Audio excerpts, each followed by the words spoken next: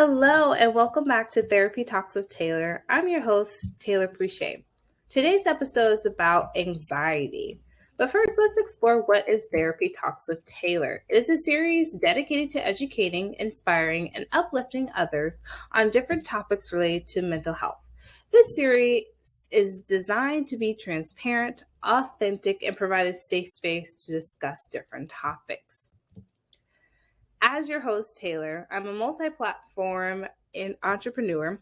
I am a registered mental health counselor intern in the state of Florida. I am proud owner of achangewithin, providing therapy services to individuals, couples, and families.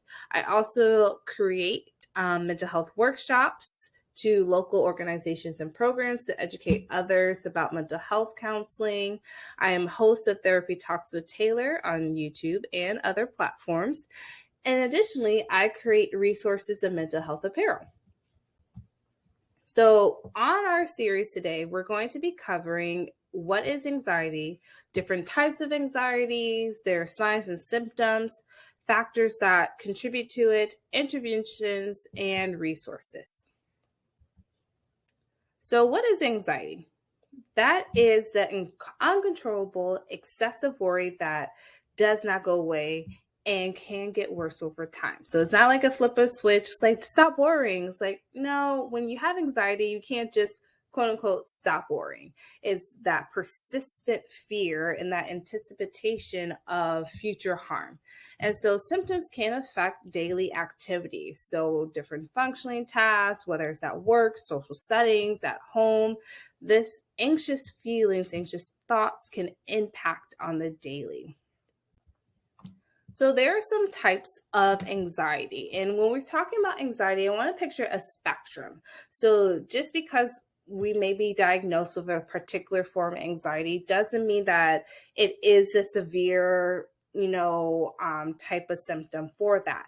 It can be mild, moderate, severe, or extreme. So it's very much a spectrum when I go over these different types of anxiety and their symptoms.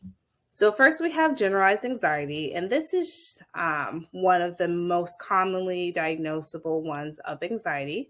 We also have panic disorder and social anxiety. Symptoms and signs for generalized anxiety. That's that persistent fear or dread. We're feeling restless, difficulty concentrating. We have body aches. So I usually picture it along the spine is typically where our body aches are. So our necks, our shoulders, our lower back. We may also have stomach pains or stomach issues like excessive diarrhea. We might have swollen lymph nodes because our body is in a heightened stress point. And so our physiological responses will be such. And then we also have difficulty sleeping. So whether we can't go to sleep or we're up too late, we may wake up frequently through the night or have really active, vivid dreams. Panic disorder, that would be a sudden intense fear with no seemingly trigger.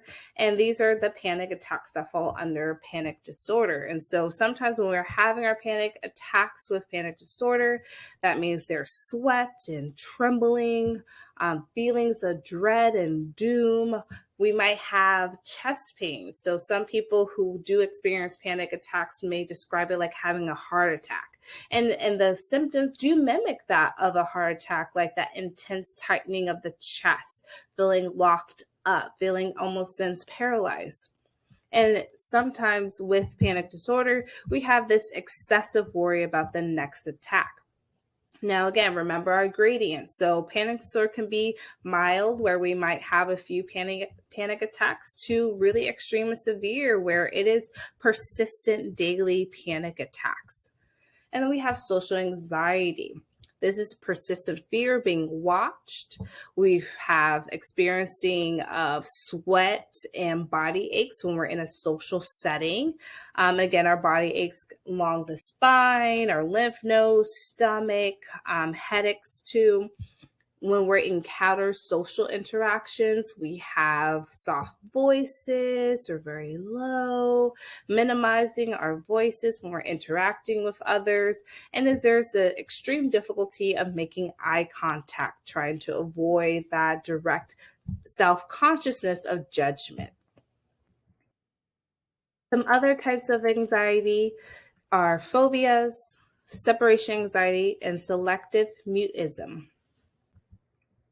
Phobias include an intense fear of specific objects or situations, irrational worry, take steps to avoid phobias.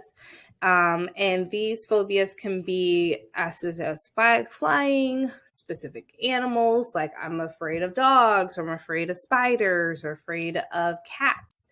Our other signs of phobias are afraid of heights, public speaking. Sometimes, if you're going to doctor's office, afraid of being needles for, any kind of shots. In specific situations can be a phobia. Also, we hear a lot about agoraphobia. This is characterized in the extreme form of being unable to leave the house. But agoraphobia, again, is a spectrum. So it could be a fear of enclosed space or open spaces, fear of public transportation, fear of being in crowds. We have separation anxiety. So it's a fear of being apart from people that they are attached to, worry about harm to their attached persons. And this is not just in children. So typically when we hear anxiety, separation anxiety, we think about small children not wanting to leave mom and dad, think of my parents' kindergarten drop off. But separation anxiety can appear in adults. And this is persistent worry of being separated from our chosen people or attached people. And it can look as clingy behavior or persistent fear that something's going to happen to the people we're attached to. And then we have selective mutism.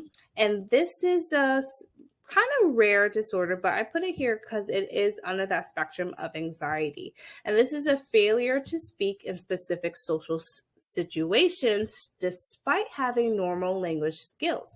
And this is usually diagnosed or occurs before the age of 5. And so we can see extreme shyness, fear of embarrassment, super clingy behavior towards our chosen guardians.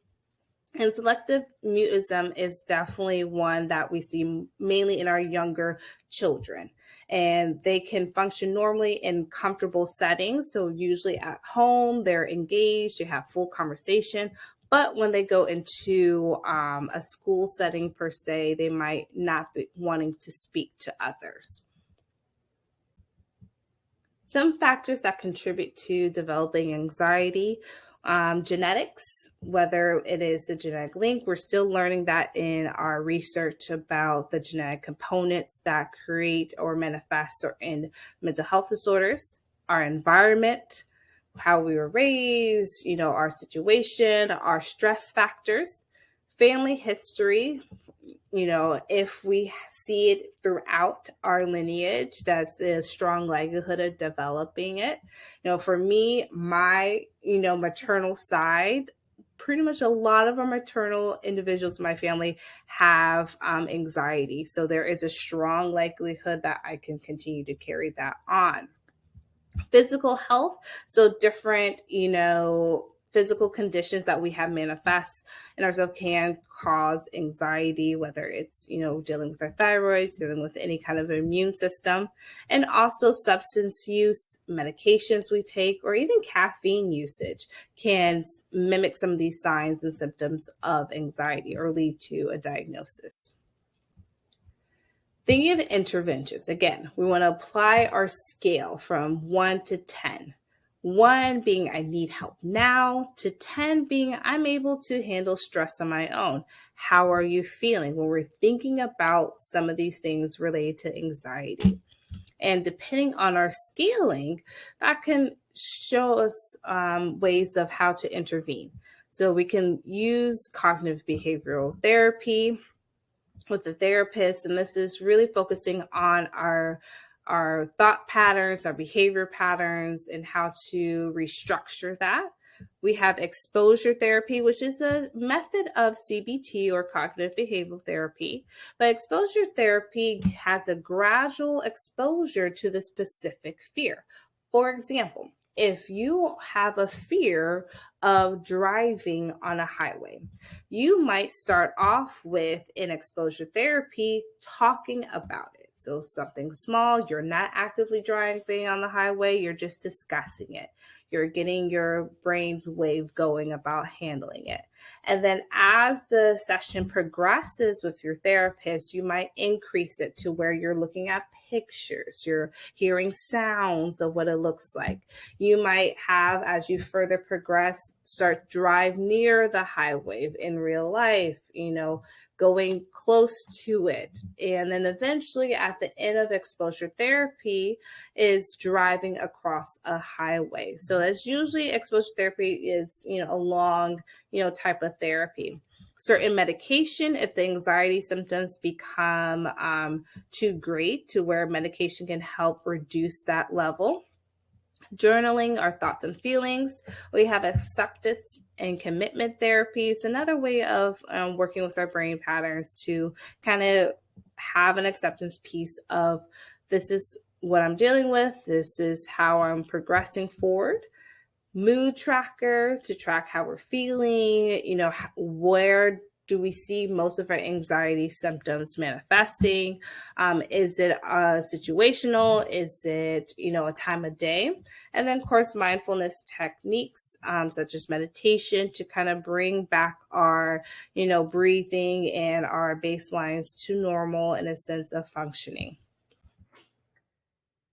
Some resources, as always, if you feel like an extreme crisis in the immediate, you can call or text 988. We have mentalhealth.gov, National Alliance on Mental Illness, National Institute of Mental Health, Centers for Medicare and Medicaid Services, and again, Psychology Today, which is a directory of different therapists nationally that you can go to. So for example, you can put in your zip code, you can put in the city that you live in, you can put in the state, and they will populate many different therapists within the area, and you can tailor the search capabilities based on your needs. And again, as we wrap up, I always want to leave with this wonderful quote that I found: not how your story ends. Remember, this is not how your story ends. When we're faced with challenges, when we're faced with difficulties, it can be hard to progress, hard to move forward. But remembering that we can handle this, we can move forward, we can find a solution, maybe pause, reflect, assess, and then know that there is another chapter in your book. There is another page. So let's connect. I offer therapy, coaching, mental health workshops, low-key in development of group counseling. I'm on Instagram. You can email me, have a website, call me. I'm on Etsy, and I'm also on podcasts as well. So look forward to hearing you, and stay tuned for the next therapy talks.